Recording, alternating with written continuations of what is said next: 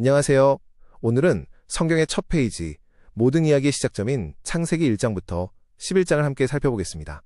이 부분은 단순히 고대의 기록이 아니라 인류의 정체성과 우리가 마주한 세상의 근원적인 질문들에 대한 답을 담고 있습니다. 인류의 시작과 하나님의 구원 계획이라는 주제로 여정을 시작해보겠습니다.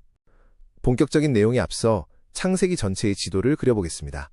창세기는 크게 두 부분으로 나뉩니다. 첫째는 오늘 우리가 다룰 1장부터 11장까지의 원역사입니다. 창조, 타락, 홍수, 바벨탑이라는 네 가지 거대한 사건을 통해 전 인류의 역사를 다룹니다. 둘째는 12장부터 50장까지의 족장사입니다. 아브라함을 시작으로 한 가족을 통해 구원의 통로를 만드시는 이야기죠. 여기서 기억해야 할 점은 1에서 11장이 성경 전체의 기초, 파운데이션이라는 사실입니다. 이 기초가 튼튼해야 성경 전체에 흐르는 하나님의 마음을 바르게 이해할 수 있습니다. 첫 번째 사건은 창조입니다. 하나님은 혼돈과 흑암 속에서 질서 있고 아름다운 세상을 만드셨습니다. 여기서 가장 중요한 키워드는 바로 축복, blessing입니다. 하나님은 인간을 자신의 형상대로 지으시고 창세기 1장 28절을 통해 생육하고 번성하며 세상을 다스리라는 복을 주셨습니다. 인간은 벌받기 위해 태어난 존재가 아닙니다. 하나님의 대리 통치자로서 세상을 돌보고 하나님과 사랑의 교제를 나누기 위해 지어진 축복의 존재라는 사실을 잊지 마십시오.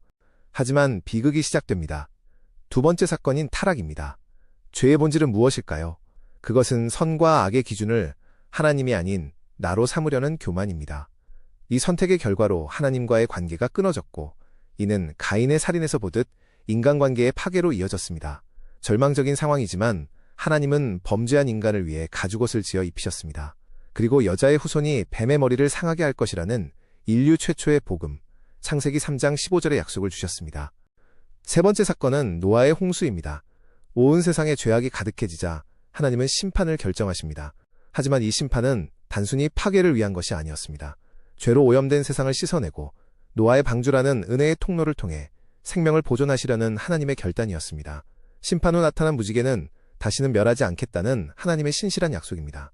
홍수 사건은 심판 중에도 긍휼을 잊지 않으시는 하나님의 성품을 보여줍니다. 마지막 네 번째 사건은 바벨탑입니다. 홍수 이후에도 인간의 교만은 멈추지 않았습니다. 우리의 이름을 내자며 하늘에 닿으려는 탑을 쌓습니다. 이는 하나님의 통치를 거부하고 인간만의 왕국을 세우려는 시도였습니다.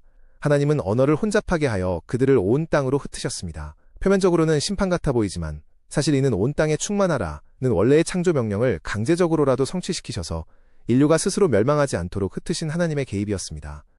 자, 1장부터 11장까지를 요약해볼까요? 우리는 세 가지 핵심 패턴을 발견할 수 있습니다. 첫째, 인간은 반복적으로 실패하고 하나님을 떠나려 합니다. 둘째, 그러나 하나님의 은혜는 결코 멈추지 않습니다. 셋째, 이 실패의 역사 끝에 하나님은 또 다른 계획을 준비하십니다. 그것이 바로 흩어진 인류를 다시 모으기 위한 한 사람의 부르심입니다. 창세기 11장은 흩어진 족보의 이야기로 끝이 납니다. 하지만 그것이 끝이 아닙니다. 바벨탑으로 흩어진 절망의 역사 뒤에 하나님은 12장에서 아브라함이라는 한 사람을 부르십니다. 내가 너로 큰 민족을 이루고 네게 복을 주어 땅의 모든 족속이 너로 말미암아 복을 얻을 것이다. 인간의 반역으로 끝날 뻔한 역사는 하나님의 신실하심으로 인해 새로운 소망의 장으로 넘어갑니다.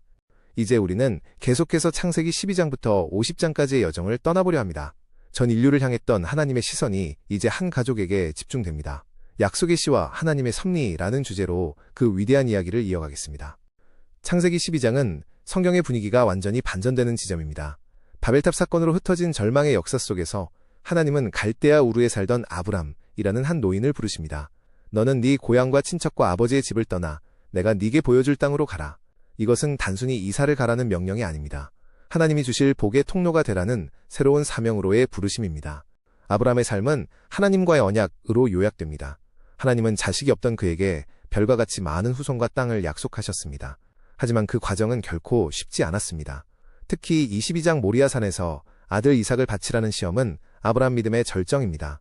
자신이 가장 아끼는 것조차 하나님의 약속보다 앞세우지 않는 아브람의 순종은 훗날 우리를 위해 독생자를 내어주실 하나님의 마음을 미리 보여주는 거울과 같습니다. 하나님의 약속은 아브라함의 아들 이삭, 그리고 그의 아들 야곱에게로 대를 이어 흐릅니다. 이삭은 묵묵히 그 약속을 계승했고 야곱은 그 약속을 쟁취하기 위해 평생을 투쟁했습니다.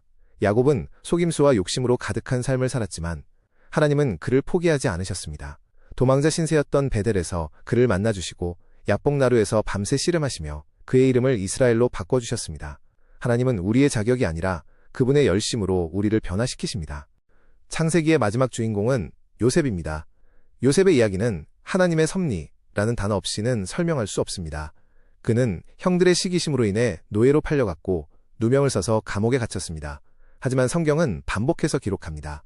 여호와께서 요셉과 함께 하심으로 그가 형통한 자가 되어 요셉의 고난은 하나님의 실수가 아니라 대기근으로부터 온 가족과 인류를 구원하시기 위한 하나님의 치밀한 전략이었습니다. 요셉은 가장 낮은 곳인 구덩이, 핏에서 가장 높은 곳인 애굽의 왕궁, 파르스까지 올라갔습니다. 그는 총리가 되어 지혜롭게 풍년과 흉년을 관리했습니다. 하지만 요셉의 진정한 위대함은 성공에 있지 않습니다.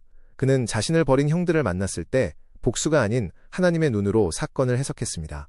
하나님이 생명을 구원하시려고 나를 당신들보다 먼저 보내셨나이다. 요셉은 고난 속에서도 하나님의 선하신 손길을 신뢰했던 인물입니다. 창세기의 마지막 대목에서 우리는 놀라운 변화를 목격합니다. 요셉을 팔았던 유다가 이제는 막내 베냐민을 위해 자신의 생명을 담보로 거는 중보자가 됩니다. 유다의 이 희생적인 간청을 듣고 요셉은 정체를 밝히며 형제들을 용서합니다. 악을 선으로 바꾸시는 하나님의 역사가 완성되는 순간입니다. 자신을 희생하여 형제를 구원하는 유다의 모습은 훗날 유다 지손으로 오실 예수 그리스도의 사랑을 미리 보여줍니다.